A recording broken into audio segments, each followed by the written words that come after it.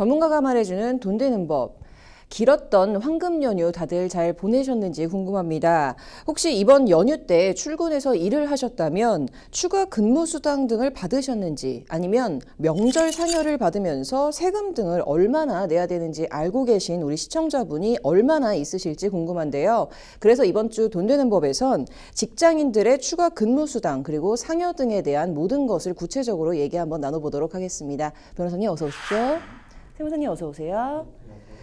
자, 먼저 세무사님 연휴 동안 잘 쉬셨나요? 네, 잘 쉬었습니다. 네. 저도 이번에는 좀 연휴 동안 여행도 가면서 재충전을 좀 했는데요. 다행히 이제 저희처럼 좀 가족들과 시간을 보내시는 분들도 계시겠지만 좀 그렇지 않고 또 어쩔 수 없이 회사에 출근을 해서 일을 하신 분들도 계실 것 같습니다. 혹시 이렇게 휴일 중에 출근하신 분들 휴일 수당 받을 수 있는 거죠? 네, 맞습니다. 저희 휴일 수당이라 하면 휴일로 정해진 날, 예를 들면 공휴일이나 일요일 등을 포함해서 이런 날에 내가 근로를 제공했었을 때는 근로기준법 제56조에 가산해서 지급하는 수당을 말합니다. 여기서 말하는 휴일에 혹시 이번에 대체공휴일도 포함될까 많이 궁금해 하실 텐데요. 대체공휴일도 법적 공휴일에 포함이 되었고 2022년부터 법적 공휴일이 근로자 5인 이상 사업장인 기업들도 포함됐기 때문에 이번에 대체공휴일이 포함해서 휴일수당을 받으셔야 된다고 말씀드릴 수가 있겠습니다. 조금 더 정확히 설명을 드리면 통상임금을 기준으로 해서 부과가 되는데, 예를 들어서 설명을 드리면 만약 내가 시급이 10,000원이다 라고 가정을 했었을 때 휴일에 출근해서 8시간 이내에 근무를 했다라고 한다면 10,000원에 50%를 추가해서 시급 약 15,000원을 기준으로 계산해서 그 급여를 계산하시면 되고요.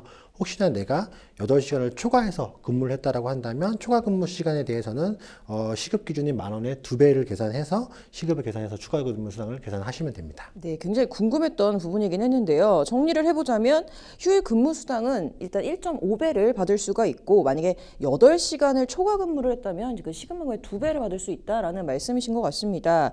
자, 변호사님, 이때 지금 세무사님께서 통상임금이라고 하셨는데 이거 구체적으로 어떤 거죠?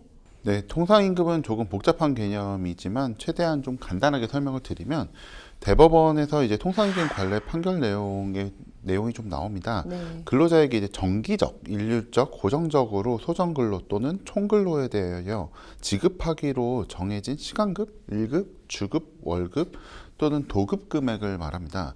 예를 들면 상여금도 정기적인 상여금은 통상임금에 포함되지만 비정기적인 상여금 같은 경우에는 통상임금에 포함되지 않습니다.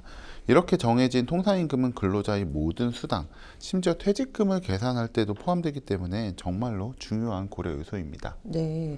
자, 그런데 이렇게 휴일 수당이라는 기준이 있어도 이 포괄임금제 계약서를 작성을 하면은 수당을 받을 수 없다는 얘기가 있는데 이건 뭐죠?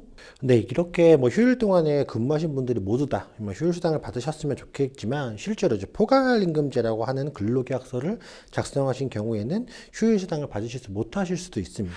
구체적으로 설명을 드리면요, 포괄임금제라고 하는 것들은 근로계약 체결 시 근무의 형태나 업무의 성격상 법적 기준 근로시간을 초과한 연장, 야간, 휴일 근로수당이 당연히 예정되어 있고, 그리고 계산의 편의를 위해서 노사 간의 약정에 의해서 연장, 야간, 휴일 근로수당에 대해서 미리 정해준 후에 매월 일정의 제수당을 기본급에 포함해서 계산하고 지급하는 제도를 말하거든요. 즉 포괄임금제 근로계약인 경우에는 연장, 야간, 휴일수당처럼 추가로 받을 수 있는 수당이 이미 포괄임금제로 해서 기본급에 포함되어 있기 때문에 이 수당을 좀 지급되는 거다라고 말씀을 좀 드릴 수가 있겠습니다. 근데 이렇게 말씀을 드리면 그러면 내가 연장 추가 근무 수당을 모두 안 줘도 되는 거냐라고 오해하실 수도 있는데 그건 아닌 거고요.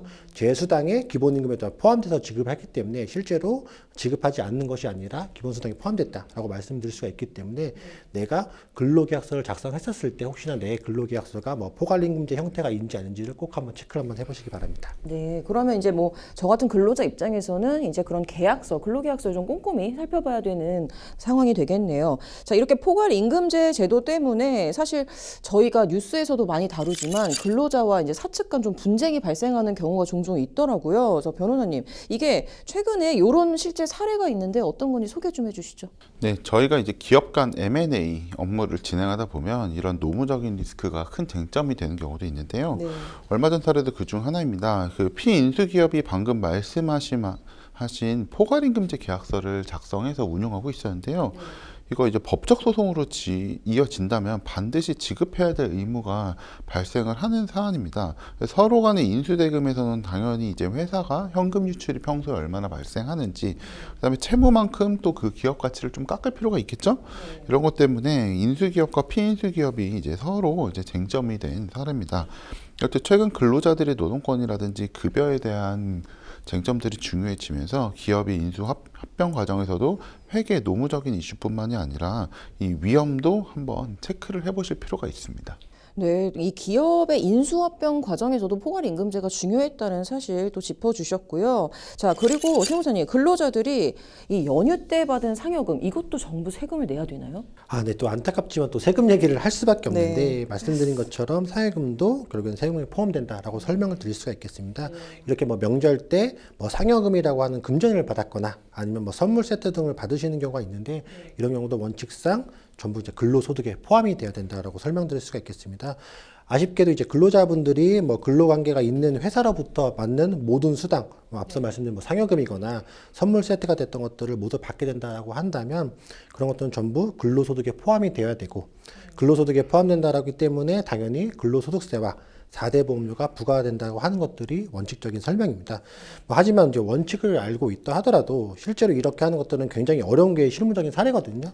저희 같은 거는 뭐 추석 명절 때 그래서 이렇게 좀 질문 주신 분들이 많은데 실제로 뭐 대표님들 실제 현금을 찾아가지고 근로자들한테 직접 지급하신 경우도 있고 아니면 상여를 지급을 하지만 이렇게 총급에 포함되지 않는 경우가 이제 많기 때문에 하지만 이것들은 결국엔 사업주 입장에서는 지출되는 금액이 비용으로 처리될 수 없는 리스크가 있는 거고요. 또 한 가지는 나중에 이게 이슈가 돼서 총급에 포함된다라고 한다면 근로자의 소득세와 4대 보험료까지도 전부 다 그 사업주분께서 부담하셔야 될 리스크가 발생하기 때문에 이런 것들은 미리 좀 체크를 한번 해보셔야 됩니다. 네.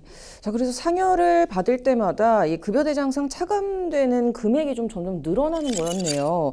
그렇다면 혹시 좀 이러한 세무 리스크를 없앨 수 있는 방법이 좀 있는지 두 분께서 마지막으로 정리 한번 해주시죠. 네, 제가 간단하게만 설명드리면 저희가 그 사내근로복지금을 통해서 지급하시는 방법이 한 가지 사례가 있습니다.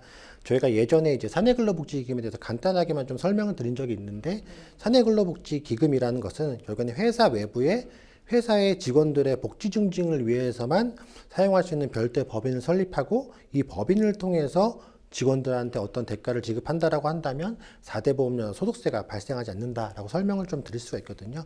즉 근로자가 뭐 상여로 100만 원을 받던거나 아니면 뭐 선물 세트를 받던지 어떤 대가를 받는다를 통해서 근로자가 4대 보험료나 세금을 따로 납부하실 수 없는 좋은 제도다라고 설명 좀 드릴 수가 있겠습니다. 그리고 상여금 지급에 대해서 이제 사업주분들께서는 좀 고민이 많으실 텐데요.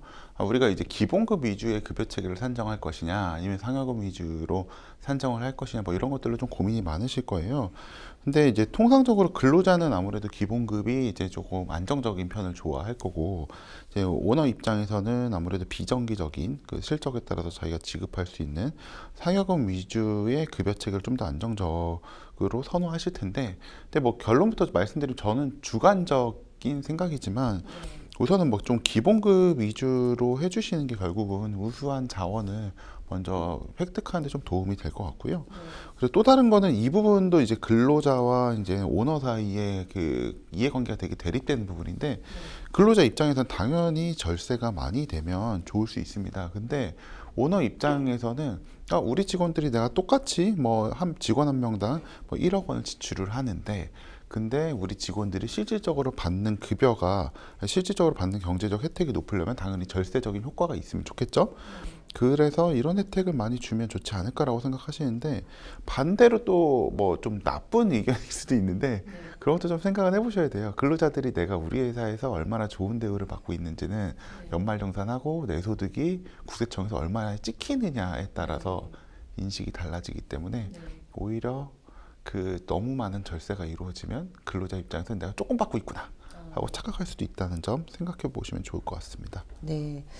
자, 오늘 저희 긴 연휴 지나고 나서 휴일 근로수당 그리고 뭐 통상임금, 포괄임금제 등에 관련해서 좀 세금에 대한 얘기 나눠봤는데요. 다음 주에도 더욱 유익한 컨텐츠로 찾아뵙도록 하겠습니다. 감사합니다.